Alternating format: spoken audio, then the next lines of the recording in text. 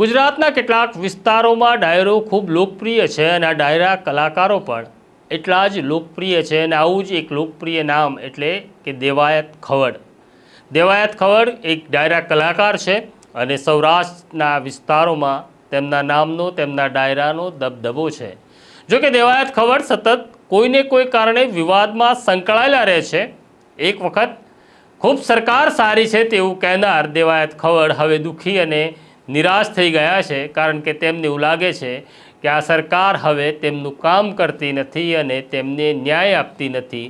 ન્યાય લેવા માટે દેવાયત ખવડ હવે પોલીસ સ્ટેશનના ધક્કા ખાય છે, પણ પોલીસ તેમની સાથે હવે અરજી રમી રહી છે. વૈષ્ણવજન તો તેને કહીએ જે પીડ પરાઈ જાનાને રે.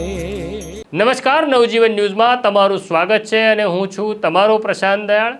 આપણે જે ડાયરાઓ સાંભળીએ છીએ, આ જે ડાયરાના કલાકારો છે એ ડાયરાના કલાકારોને વંદન છે, તેમનું સન્માન પણ કરીએ છીએ. પણ જ્યારે આ ડાયરાના કલાકારો મંચ ઉપર બેઠા હોય છે ત્યારે આપણી સામે જે આસમાની ચિત્ર રજૂ કરે છે ત્યારે આપણને એવું લાગે છે કે આપણી આસપાસ કોઈ દુઃખ નથી.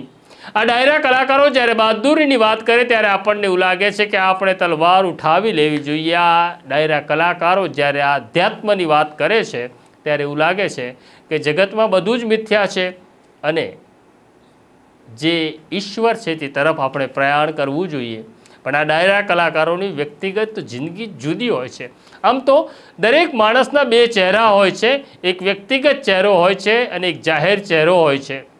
પણ હવે પાછી વાત કરીએ દેવાયત ખવડની. દેવાયત ખવડ સામે અગાઉ રાજકોટની અંદર એક FIR પણ થઈ હતી, મારામારીનો ગુનો પણ નોંધાયો હતો. તેમણે ત્યારે એવું કહ્યું હતું કે એક FIR થાય તો કંઈ ફાટી પડતા નથી અને અમે ભાગવાના નથી. પછી દેવાયત ખવડને ભાગવું પડ્યું, કારણ કે દેવાયત ખવડને ખબર પડી કે ડાયરાના મંચ ઉપરથી બોલવું જુદું છે અને વાસ્તવિકતા જુદી છે. પછી દેવાયત ખવડ પાછા પણ આવે છે. હવે ફરી દેવાયત ખવડ એટલા માટે વિવાદમાં આવ્યા છે કે થોડા દિવસો પહેલાં તેમનો એક ડાયરાનો પ્રોગ્રામ અમદાવાદ જિલ્લાના સનાથલમાં હતો. ત્યાં તેઓ પહોંચવામાં વિલંબ કરે છે, લગભગ 1-1.5 કલાક મોડું થાય છે. તેનાથી આયોજકો નારાજ થાય છે અને આયોજકો સાથે તેમને માથાકૂટ થાય છે. પણ હમણાં સુધી જે દેવાયત ખવડ કહેતા હતા કે આ સરકાર બહુ ઉત્તમ છે અને ઉત્તમ કામ કરે છે અને ચારે બાજુ કેસરીઓ છે. પહેલાં દેવાયત ખવડનો આ વિડીયો જોઈ લો. મોદી સરકારના નિર્ણય બધા સાહેબ કાળજામ ફાડી નાખે એવા હોય છે. આપણા માટે તો ભગવો છે યાર. અને ઈ કરે ને, અને હું તો એમ કહું છું, જાજુ નથી બોલતો, દિલ્હીની ગાદી ઉપર હું કોઈ સરકારનો માણા નથી, કોંગ્રેસ હોય, ભાજપ હોય કે આપ હોય, પણ મને એટલી ખબર છે કે આપણો અમિત શાહ હોય તો ભલે, નરેન્દ્ર મોદી હોય તો ભલે, અને યુપીના પાદરમાં ઓલો ભગવાધારી યોગી આદિત્યનાથ હોય તો ભલે, ઈ રાણાની રીતે છે ત્યાં.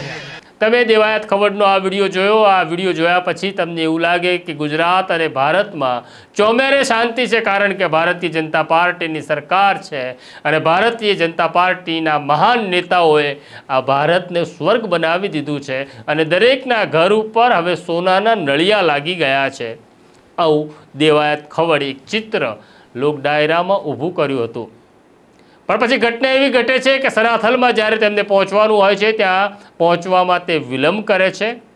વિલંબથી આયોજકો નારાજ થાય છે અને નારાજ થયેલા આયોજકોએ આરોપ એવો છે કે તેમના આ આયોજકોએ દેવાયત ખવડનો ડ્રાઈવર જે કાર લઈ જતો હતો તે કારને રસ્તામાં રોકી તેના કાચ તોડી નાખ્યા, ડ્રાઈવરને માર્યો અને કારમાં પડેલા 5 લાખ રૂપિયા લઈ ગયા.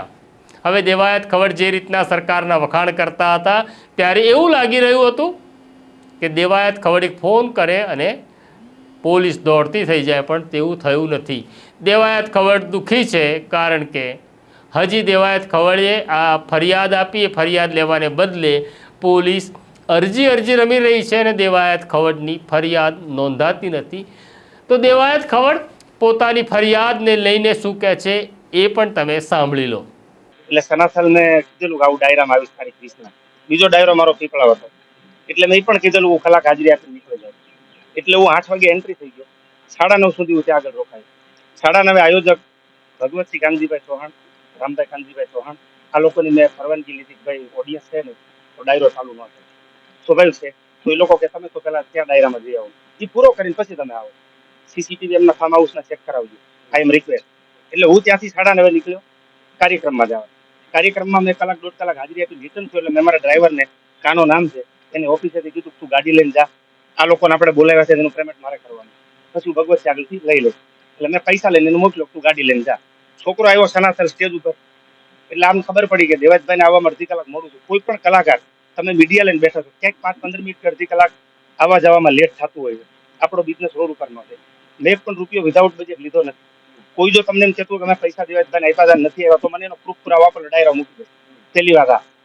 એટલે ગાડી લઈને કાનો જેવો આવ્યો, એટલે આ લોકોએ કીધું ભાઈ ગાડી લઈ લો. દેવાજ ખવડને અડધી કલાક મોડું શું કામ થયું? અને તો રજા આપી હતી જવા માટે. મારી હાજરી બોલે, સીસીટીવી ફૂટેજ ચેક કરો ફાર્મ હાઉસના. એટલે મને ડ્રાઈવરે કીધું ગાડીની ચાવી લઈ લીધી. બધા ભેગા થઈને ગાળા કર્યા, ભગવતસિંહ છે, રામભાઈ એમનો દીકરો જે કઈ બીજા હશે, મારો ડ્રાઈવર ઓળખે છે ને કાનો.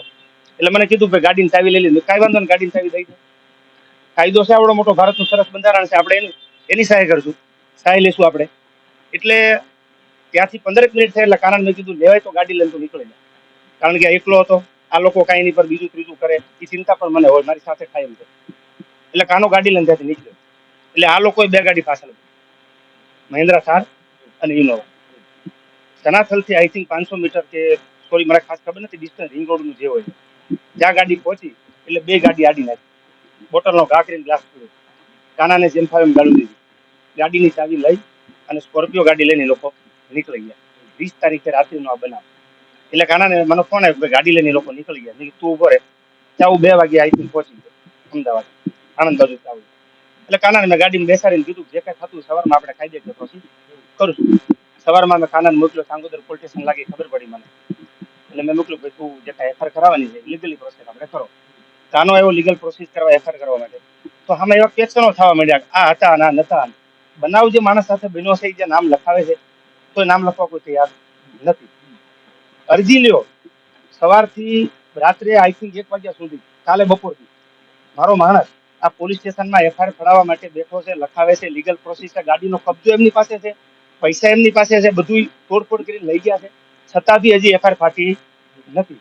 શું રીઝનથી એફઆઈઆર નથી ફાટી? ગુજરાતની જાહેર જનતાને જણાવો શું કારણથી એફઆઈઆર નથી ફાટી. હું લીગલ કરવા માંગુ છું, કાયદો હાથમાં લેવાની આપણે જરૂર નથી. સરસ મજાનું ભારતનું બંધારણ છે, આવી કાયદાની વ્યવસ્થા છે.